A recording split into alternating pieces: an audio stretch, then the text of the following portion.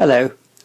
With the holiday season now upon us, and many of you probably planning to jet off to faraway places, Dan and I thought it would be a good idea to suggest some practical strategies for making your well-deserved break as relaxing and as comfortable as possible. In this video, I'll be discussing ways of overcoming any anxiety you may have about the flight itself. Next week, Dan will be offering practical tips on how best to sleep during a flight, especially a long-haul flight, of course. I will follow it up with suggestions about what to eat and drink during a long-haul flight to make sure you remain comfortable and relaxed. And Dan will conclude with two further videos with ideas for sleeping well in an unfamiliar hotel bed and settling into your new holiday environment without feeling stressed and anxious. So let me start with some thoughts about that all too familiar challenge for many of you, flying without fear. Even these days, when hopping aboard an aircraft has become as commonplace as travelling by bus or train, and frequently, I have to say, hardly more glamorous or comfortable, millions of passengers still feel very anxious about travelling by air. Perhaps you're one of them. Now, we all know that statistically, flying is among the safest form of travelling. Yet, this knowledge seldom, if ever, makes any difference to the fear, occasionally amounting to a panic, that some people feel when flying. So, why does this happen? Well, let's imagine you're walking through the woods when you suddenly see what appears to be a snake slithering down the path towards you. Before you're even consciously aware of the possible dangers such an animal might produce, an area deep in the brain, known as the limbic system, brings about a series of profound and extremely rapid physical and mental changes. Now here's what happens. Your heart starts to beat far more rapidly and you begin breathing faster. The purpose is to send more oxygen-rich blood to your muscles so that you can respond more effectively to what may turn out to be a life or death struggle with the animal. This is likely to involve either killing the snake or running away as fast as you can. So at the same time, the blood is directed away from your skin, which is why people go pale and clammy from fear, while additional energy in the form of glycogen is provided by your liver to provide you with the strength and endurance you will need if you're going to have an intense burst of physical activity. This is part of our primitive fight or flight response.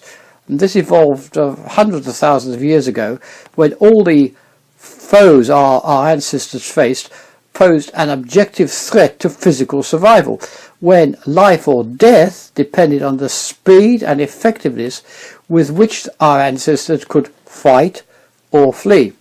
Now, unfortunately, the same system exists in our brain today and can be triggered by situations in which neither fighting nor fleeing is actually an option, for example when travelling by air. But because these changes are brought about by regions of the brain below our level of conscious awareness and control, knowing that there's nothing to be frightened of on its own is seldom enough to reduce the fears we feel. The situation is made worse by the fact that, aware of physical changes in our body, our conscious brain starts to engage in an increasingly panic-stricken dialogue with itself. Thoughts such as, oh my gosh, I'm starting to feel anxious. Oh, I'm going to lose control. Or this is terrible. What can I do to escape? I must get away from here. I can't tolerate this any longer. I have to escape. And these, of course, negative thoughts which will only serve to increase the physical response, so creating what we call a panic spiral in which it becomes harder and harder to control what's happening and may even lead, in some instances, to a full-blown panic attack. The second problem relates to your more rapid and shallow breathing. Now, while this is ideal if you're fighting or fleeing, because as I explained earlier, what we call costal breathing provides more oxygen to the muscles, oxygen which could of course mean the difference between surviving or perishing if it really was a life or death struggle in which your only options were to fight or to flee. Under most circumstances, these Changes in your breathing only make matters worse by changing the physical composition of the blood and increasing the risk of anxiety. So a key step to overcoming your fear of flying is to learn how, by breathing more slowly and deeply, you can banish anxiety before it has a chance to take hold. So here's what you do.